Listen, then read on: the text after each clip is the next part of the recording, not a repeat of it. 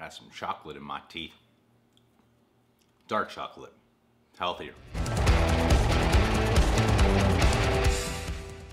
Alright, so we're gonna review American Made today, starring one of my favorite actors of all time, you damn trucks. Starring one of my favorite actors of all time, Thomas the Cruise. So in this film, Tom Cruise has a terrible southern accent, and it's based on the true story of real-life pilot Barry Seal, who I've never heard of until I saw this movie. He sort of worked for the CIA, he sort of worked for Pablo Escobar, and he really did a lot of illegal things, like a lot of illegal things. Before going into this movie, I was really thinking about how those ads that would play before YouTube videos for this film would say, one of the best reviewed movies of the fall, which really isn't saying a lot because fall has just begun. I noticed a lot of people have been comparing this movie to Blow, rightfully so. Hey, that rhymes, yo. Because it's a true story about an American guy who helped bring cocaine into the United States. If you guys don't know what cocaine is, it's the thing that helps me keep this channel running. But to me, this movie is really a strong cross between the movie Blow and the film Lord of War. I feel like a lot of people haven't seen Lord of War. It stars Nicolas Cage and Jared Leto, but it's another movie about a guy getting corrupted by the American dream who was illegally dealing drugs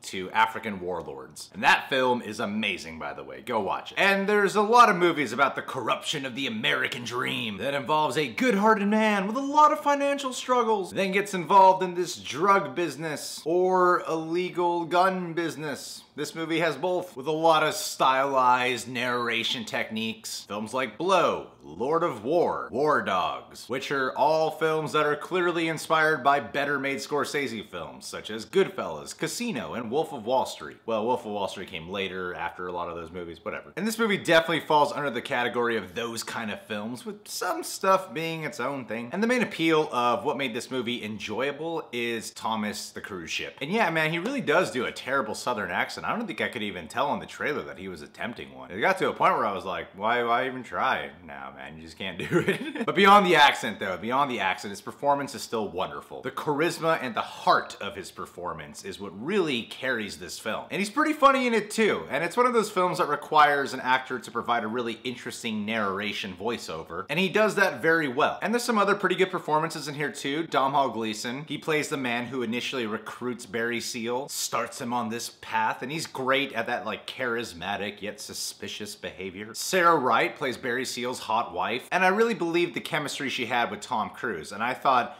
their scenes had more of the emotional stakes. And I wish more screen time was dedicated to their relationship. The thing that's really at stake here is Barry Seal endangering his family or losing his family. And she, unlike Tommy Cruise, nails a southern accent. And in a way, I felt like her character had a more even defined arc than Tom Cruise's character, which isn't a bad thing. I think that's great that they gave her that. And someone who I don't even think you see in the trailer, Caleb Landry Jones. He was that weird brother to the main girl in the film Get Out. And in this movie, he's playing another weird brother to the main girl in the film. And I think he's great in the movie. He plays a really defining character, and he's super believable when he's on screen. And the actor Alejandro Ed, he plays one of the main baddies of the cartel, real-life figure, Jorge Ochoa. And I think people often reference Pablo Escobar being a character in this movie because he's arguably the most famous one to come out of Colombia, especially with Narcos being such a big hit. But there's definitely more screen time dedicated to Jorge than there is to Pablo, and I think this actor does a fantastic job and has great screen time with Tom Cruise. So overall, there's great performances, there's a lot of 80s music, but I definitely didn't love this movie. It has a really high score on Rotten Tomatoes, and in no way, shape, or form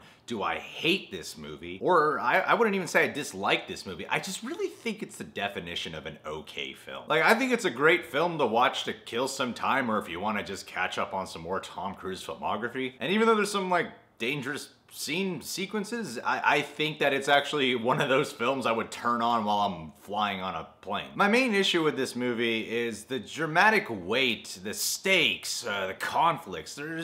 It's not really felt. It like kind of comes and goes. It's a little bit in waves, and like Barry Seal gets asked to take part in this dangerous journey, and a fascinating journey while we're at it, that progressively gets more dangerous as the film progresses. Yet most of the film sort of just feels like Barry's handling business. It's fun, it's amusing, but the conflicts and dangers for this type of story are really lacking. And whenever it seems like it's about to get super intense or gripping, it never quite reaches that mark. There are a few scenes I can think of that have that, but overall the film doesn't have that, for me personally. Because most of the film is just Barry making money, and then making more money, and then he has a business, and then the business is growing. Then he runs into a couple obstacles, but then he handles business. Then it gets a little more complicated, but then luck's on his side. And the direction and editing of this film, I'm kind of conflicted on, because at times I like this style, and then there are other times where I thought it was a little annoying. It's from director Doug Liman, who did films like Mr. and Mrs. Smith and The Bourne Identity, and has like filmography way back, like Swingers. And of course he did Edge of Tomorrow with Tom Cruise, which is a very good companion piece to this movie. And Doug Liman, I know that occasionally in his films he likes to have his handheld style, and this movie is super handheld.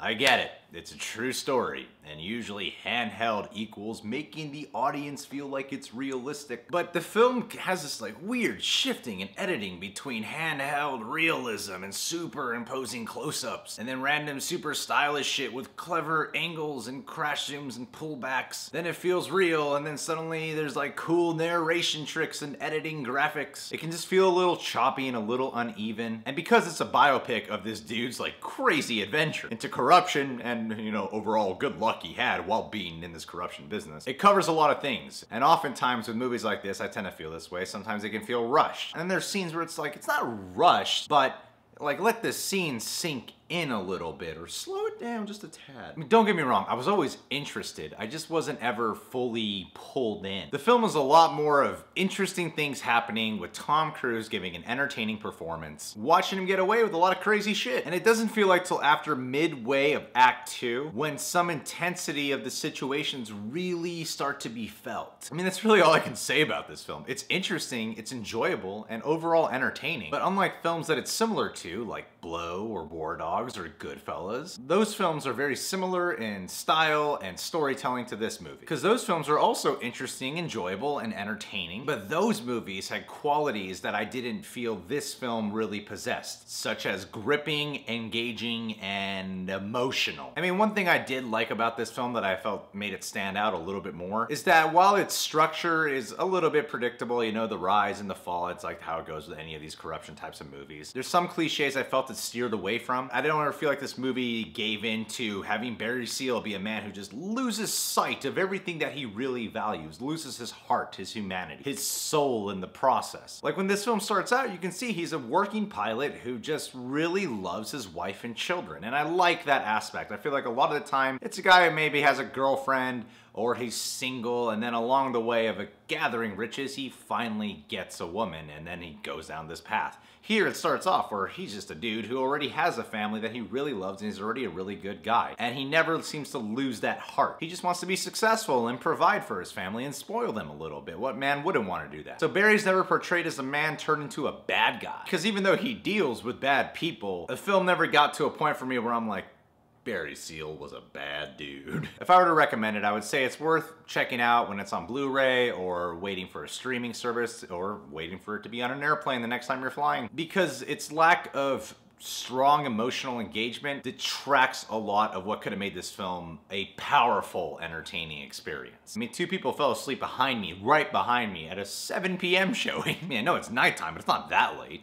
I mean, they started snoring halfway through the film. My first thought was, that's kind of annoying. My second thought was, well, everything just seems to be kind of working out for this guy. Whenever he's in trouble, luck's on his side, so there's not really much danger to keep someone awake sometimes. But if you're a Tom Cruise fan, you're really gonna enjoy this movie, and if you're looking for an entertaining film, I'd say go watch it. It's definitely not a bad movie by any stretch. To me, it's just okay. Anyway, guys, did you see American Made? Where would you rank it on the movies of like Blow and Goodfellas and Wolf of Wall Street? Where would you rank it? Subscribe to The Real Rejects, click that notification bell, follow me at The Greg Alba on Instagram and Twitter, and go check out our Patreon. Become a patron eject today.